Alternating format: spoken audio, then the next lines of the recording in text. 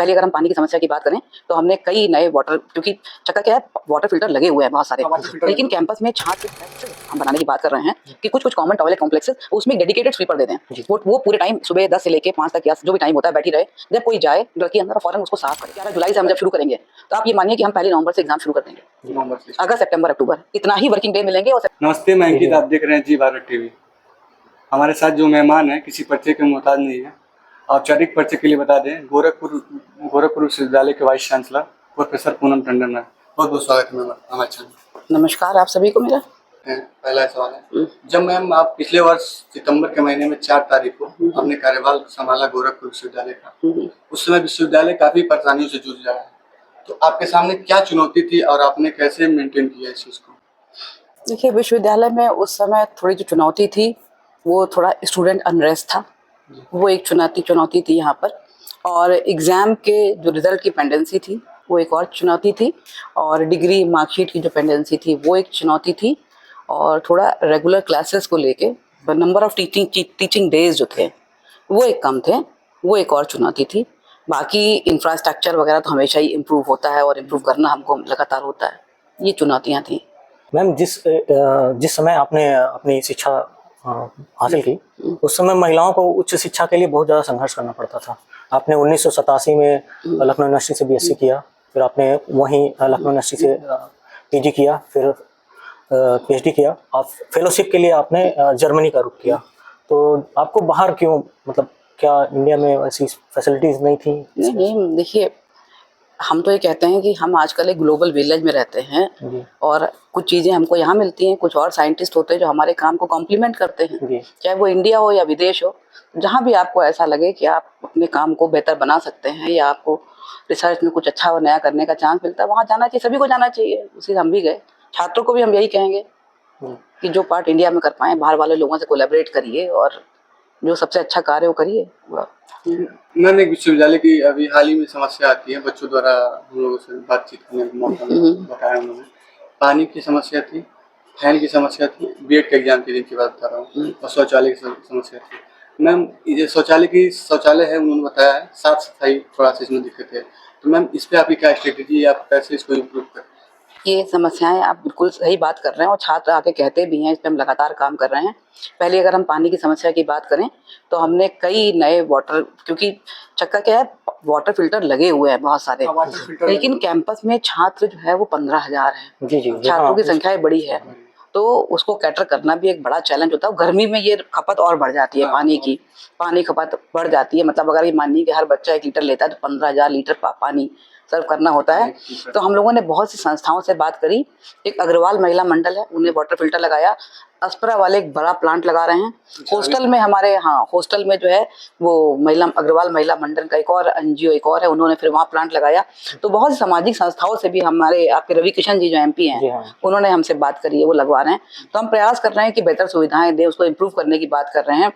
Bathroom में भी यही चैलेंज है कि छात्रों की संख्या बड़ी है, और जब फ्रीक्वेंसी यूज करने की ज्यादा होती है तो कंटिन्यूअस क्लीनिंग कैसी हो, इसके लिए हम लोगं ने रवि किशन जी से बात भी करी है।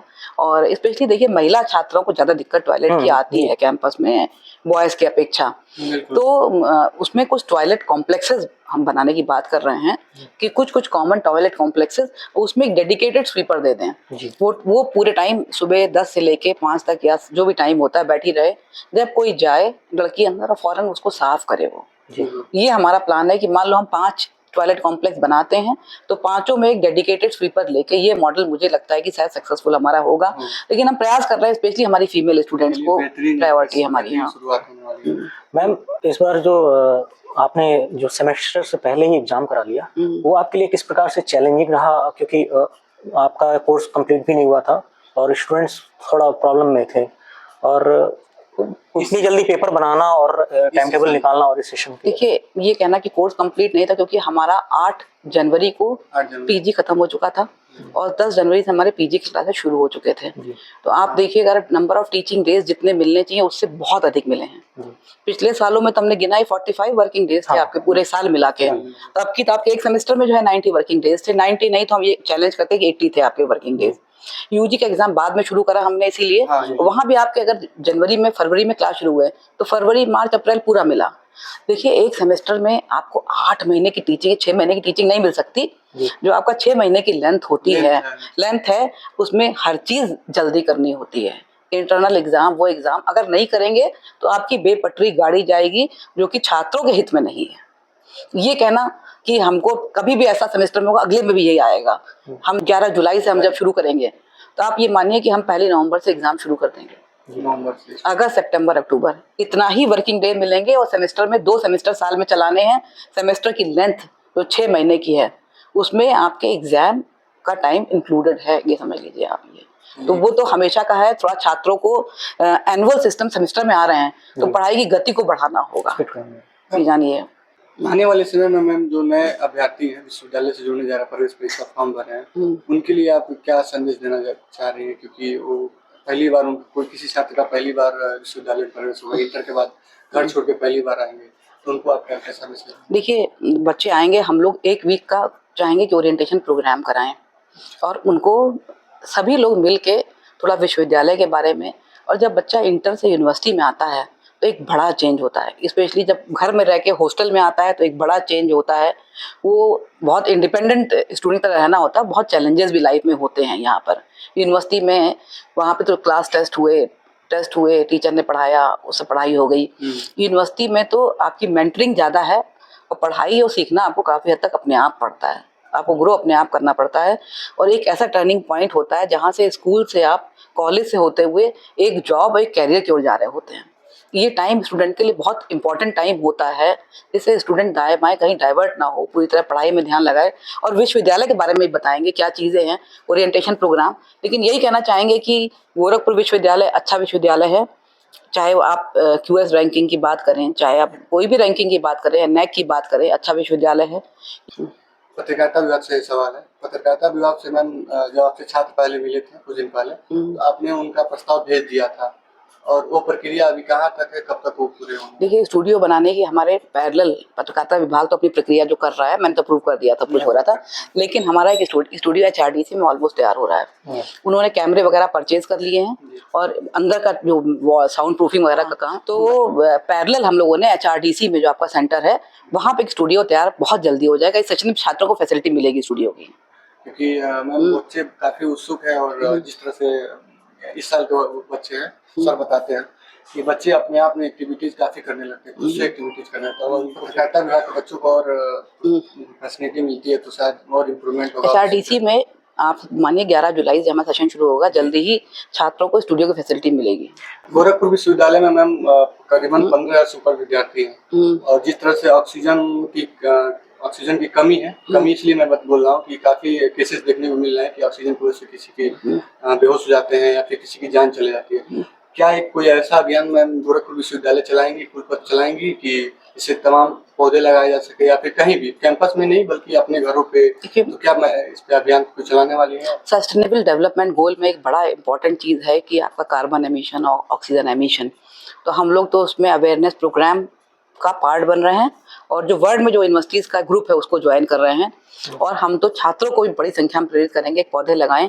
जैसे हमारे हॉस्टल के बच्चे हैं, बहुत लोग आपके हॉस्टल में रहते होंगे, क्यों ना 2-3 बच्चे मिलके अपने कमरे के बाहर एक पौधा लगाएं और वही उसको अडॉप्ट करें उसको। तो आपके हॉस्टल में वो 3 बच्चे मिलके अगर एक पौधा लगाते हैं और जब तक हॉस्टल में रहते हैं उसको आगे ले जाएं।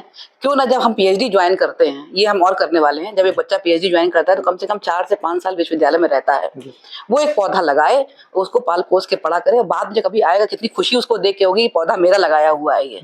तो ऐसा मेरा मानना है कि सब मिलके बड़ी संख्या में पौधे लगाएं। और ग्रीनरी देखिए, यहाँ नहीं, जिस तरह से हम कंक्रीट जंगल की ओर जा रहे हैं और पर्यावरण के, तो आज एक बड़ा चैलेंज है हमारे लिए कि हम कैसा विश्व चाहते हैं आने वाली पीढ़ी के लिए।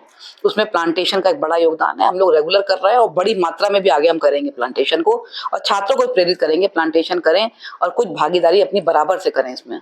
पिछले बार जब मीटिंग हुआ था, आपने एक मैसेज दिया था हॉल में, समाज भवन में, कि समाज भवन ही था मेरे ख्याल से, कि छात्रों को प्लांट्स के बारे में बताया था कि आप जो भी छात्र हॉस्टल में रहते हैं वो एक एक प्लांट लगाएं और अपने रूम के बाहर या फिर जो भी फील्ड है उसमें लगाएं। तो मैम ये क्या विश्वविद्यालय, जैसे मैम स्टार्ट कब से होने वाला है, कब से जो हमारा नया सेशन आ रहा है उसमें हम ये इस प्रक्रिया को और तेज हम बढ़ाएंगे कि हमारे छात्र ना केवल छात्र, हमारा हर अध्यापक, हर कर्मचारी एक प्लांट लगाए, एक सेशन में एक प्लांट लगाए। और जैसे हॉस्टल में बच्चे हैं, देखिए आपकी कमरे के बाहर गैलरी होती है, अगर बहुत सारे प्लांट लगे हों, ग्रीनरी लगी हो, तो कितना अच्छा आपको खुद लगेगा और बच्चों को भी लगेगा कि ये हमारे बच्चे जैसा है, उसको पाल पोस के बड़ा करना हमारी जिम्मेदारी है। तो ये हम तो प्रेरित करेंगे सभी को लगाने के लिए और प्लांटेशन में जाएंगे। हमारे पास तो 191 एकड़ का कैंपस है बड़ा, और उसमें ग्रीनरी की बहुत ज़रूरत है। वहाँ पर प्लांटेशन की तो एक बड़ी आवश्यकता है हमारे कैंपस में, तो उसमें तो हम चाहेंगे सबके सहयोग से हम आगे बढ़ें।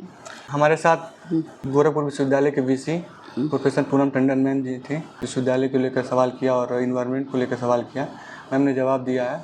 और आने वाले समय में जब 1 जुलाई से सेशन स्टार्ट होगा, तो इसमें और भी सारी एक्टिविटीज़ आपको गोरखपुर विश्वविद्यालय में देखने को मिलेंगी। बहुत बहुत धन्यवाद मैम आपका। Thank you very much.